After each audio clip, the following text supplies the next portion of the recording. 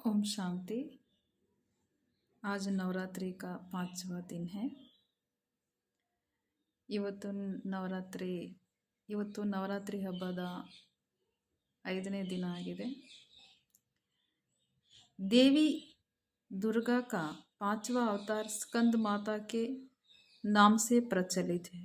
भगवान कार्तिकेय का एक नाम स्कंद भी है, जो ज्ञान शक्ति और कर्म शक्ति का सूचक है। स्कंद की माता पार्वती को ही स्कंद माता कहते हैं। ದುರ್ಗೆ ದೇವಿಗೆ 5ನೇ ಅವತಾರ ಸ್ಕಂದ ಮಾತಾ ರೂಪದಲ್ಲಿ ಹೆಸರುವಾಸಿರೋದು. ಅಂದರೆ 5ನೇ ರೂಪ ಸ್ಕಂದ ಮಾತಾನೇ ಇರೋದು. ಭಗವಂತ ಕಾರ್ತಿಕೇಯ ಅಂದರೆ ಭಗವಂತನ ಮಕ್ಕಳು. ಕಾರ್ತಿಕೇಯದು ಒಂದು ಹೆಸರು ಸ್ಕಂದನೂ ಸಹ ಇದೆ.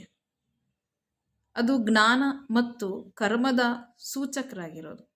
ಜ್ಞಾನ ಮತ್ತು ಕರ್ಮದ ಸೂಚನೆ ಕೊಡೋದು. ಅಂದರೆ ತಿಳುವಳಿಕೆಯುಕ್ತ ಕರ್ಮ ಮಾಡಬೇಕು, ಜ್ಞಾನಯುಕ್ತ ಕರ್ಮ ಮಾಡಬೇಕು, ಇದರದ ಸೂಚಕರಾಗಿರೋದು. ಸ್ಕಂದ ಮಾತಾ ಪಾರ್ವತಿ ಏನೇ ಹೇಳ್ತಾರೆ ಸ್ಕಂದ ಮಾತಾ ಅಂತ. ಸ್ಕಂದದು ಮಾತಾ तमिलनाडु के सुप्रसिद्ध देव श्री सुब्रमण्येश्वर स्वामी ही कार्तिकेय है। तारकासुर का संहार करते समय देवी कार्तिकेय के साथ कार्तिकेय ने भी युद्ध में देवसेना का नेतृत्व किया था। माना देवी कार्तिकेय के साथ देवी के साथ कार्तिकेय भी देवसेना का युद्ध में नेतृत्व किया था। इस कार्तिकेय को शक्ति प्रदान करने वाला परमात्मा शिव है। इस विषय पर शास्त्रों में वर्णित है। ತಮಿಳುನಾಡುದು ಸುಪ್ರಸಿದ್ಧ ದೇವಸ್ಥಾನ, ಬಹಳ ಹೆಸರುವಾಸಿ ದೇವಸ್ಥಾನ ಸುಬ್ರಹ್ಮಣ್ಯೇಶ್ವರ ಸ್ವಾಮಿದು ದೇವಸ್ಥಾನ ಇದೆ.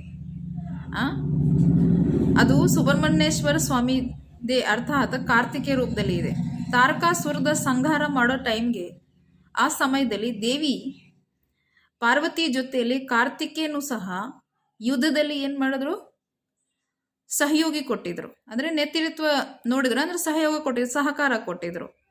ಅದಕ್ಕೋಸ್ಕರ ಕಾರ್ತಿಕೇಯಗೆ ಶಕ್ತಿ ಪ್ರದಾನ ಮಾಡೋರು ಪರಂಪಿತ ಪರಮಾತ್ಮ ಶಿವ ಆಗಿದ್ದಾರೆ. ಅಂದರೆ ಕಾರ್ತಿಕೇಯಗೆ ಶಕ್ತಿ ಏನಕ್ಕೆ ಪ್ರದಾನ ಮಾಡಿರೋ, ಶಕ್ತಿ ಕೊಟ್ಟಿರೋದು ದೇವಿಗೆ ಸಹಯೋಗ ಕೊಡೋಕ್ಕೋಸ್ಕರ. ಹೇಗೆ ರೀತಿ ಇಲ್ಲಿ ಅಣ್ಣಂದಿರಿಗೆ ಬಾಬಾ ಶಕ್ತಿ ಕೊಡ್ತಾರಲ್ಲ, ಏನಕ್ಕೆ ಅಕ್ಕಂದಿರಿಗೆ ಬಲ್ಬೂಜಿಯಾಗಿ ನಿಂತ್ಕೋಬೇಕು, ಅದೇ ಥರ ಇದೂ ಸಹ ಶಾಸ್ತ್ರದಲ್ಲಿ ವರ್ಣನೆ ಇದೆ. आज का अभ्यास है। माँ अपनी संतान का आध्यात्मिक एवं नैतिक मूल्यों से पालना करती है। आध्यात्मिक महानुभावों की राह पर चलने की प्रेरणा देती है। ऐसे ही हर माँ को स्कंद माता ही कहेंगे। माँ के हर संकल्प का प्रभाव बच्चों पर पड़ता है। इसी आधार पर अपने हर संतान के लिए यही शुद्ध संकल्प कर रही हूँ कि वह ದಿವ್ಯ ಗುಣ ಸಂಪನ್ನ ಬನೆ. ತಾಯಿ ತನ್ನ ಮಗು ಬಗ್ಗೆ ಆಧ್ಯಾತ್ಮಿಕ ಏವಂ ನೈತಿಕ ರೀತಿಯಿಂದ, ನೈತಿಕ ಮೌಲ್ಯ ಬಗ್ಗೆ ಪಾಲನೆ ಮಾಡ್ತಾರೆ. ಒಳ್ಳೆಯವರಾಗಲಿ, ಆಧ್ಯಾತ್ಮಿಕ ಗುಣಗಳು ಮೌಲ್ಯಗಳು ಬರಲಿ ಅಂತ ಹೇಳಿ, ಆಧ್ಯಾತ್ಮಿಕ ಮಹಾನುಭಾವದ ದಾರಿಯಲ್ಲಿ ಅವರು ಹೋಗಲಿ, ಅಂದರೆ ಒಳ್ಳೆ ದಾರಿಗೆ ಹೋಗಲಿ ಅಂತ ಹೇಳಿ. ಹಾಗೆ ಪ್ರತಿಯೊಬ್ಬ ತಾಯಿಗೆ ಸ್ಕಂದ ಮಾತೆ ಅಂತ ಹೇಳ್ತಾರೆ. ತಾಯಿದು ಪ್ರತಿಯೊಂದು ಸಂಕಲ್ಪದ ಪ್ರಭಾವ ಮಕ್ಕಳ ಮೇಲೆ ಬೀಳುತ್ತೆ. ಈ ಆಧಾರದ ಮೇಲೇನೆ ನನ್ನ ಪ್ರತಿಯೊಂದು ಮಗು ಶುದ್ಧ ಆಲೋಚನೆ, ಶುದ್ಧ ಸಂಕಲ್ಪನೆ ಮಾಡ್ತಾ ಇರಲಿ. ಇಲ್ಲಿ ಇರೋ ಪ್ರತಿಯೊಂದು ಮಗುಗೋಸ್ಕರ ಶುದ್ಧ ಆಲೋಚನೆ, ಶುದ್ಧ ಸಂಕಲ್ಪನೆ ಮಾಡ್ತಾ ಇರಲಿ ಅಂತ, ದಿವ್ಯ ಗುಣ ಸಂಪನ್ನರಾಗಲಿ ಅಂತ ತಾಯಿ ಶುಭ ಭಾವನೆ ಇಟ್ಕೊತಾರೆ. माँ के हर संकल्प का प्रभाव बच्चों पर पड़ता है। इसी आधार पर अपने हर संतान के लिए यही शुद्ध संकल्प कर रही हूँ कि वह दिव्य गुण संपन्न बने. ತಾಯಿದು ಪ್ರತಿಯೊಂದು ಆಲೋಚನೆದ ಪ್ರಭಾವ ಮಗು ಮೇಲೆ ಬೀಳುತ್ತೆ. ಅದಕ್ಕೋಸ್ಕರ ನಾನು ಇದೇ ಶುದ್ಧ ಸಂಕಲ್ಪ ಮಾಡ್ತಾ ಇದ್ದೇನೆ. ಅಂದರೆ ಇಲ್ಲಿ ಪ್ರತಿಯೊಂದು ಮನುಷ್ಯ ಆತ್ಮನೇ ಮಗು ತಾನೆ, ಪರಮಾತ್ಮ ಮಗು. ಪ್ರತಿಯೊಂದು ಮನುಷ್ಯ ಆತ್ಮರ ಬಗ್ಗೆ ಇದೇ ಸಂಕಲ್ಪ ಮಾಡ್ತಾ ಇದ್ದೇನೆ. ಅಂದರೆ ಎಲ್ಲರೂ ದಿವ್ಯ ಗುಣ ಸಂಪನ್ನರಾಗಲಿ. शिव परमात्मा की स्मृति से अपने हर संकल्प से आसुरी गुणों का संहार कर रही हूँ। हर समय अच्छे कर्म अच्छे विचारों रूपी देव सेना का नेतृत्व कर ईर्ष्या द्वेष रूपी असुरों का संहार कर रही हूँ। मैं ही शिव शक्ति हूँ, मैं ही ಶಿವ ಶಕ್ತಿ ಹೂँ. ಶಿವ ಪರಮಾತ್ಮನ ನೆನಪಿಂದ ನಮ್ಮಲ್ಲಿರ್ತಕ್ಕಂಥ ಪ್ರತಿಯೊಂದು ಸಂಕಲ್ಪ ಅಂದರೆ ಆಸುರಿ ಸಂಕಲ್ಪ ಆಸುರಿ ಗುಣದ ಸಂಹಾರ ಮಾಡ್ತಾ ಇದ್ದೇನೆ, ವಿನಾಶ ಮಾಡ್ತಿದ್ದೇನೆ.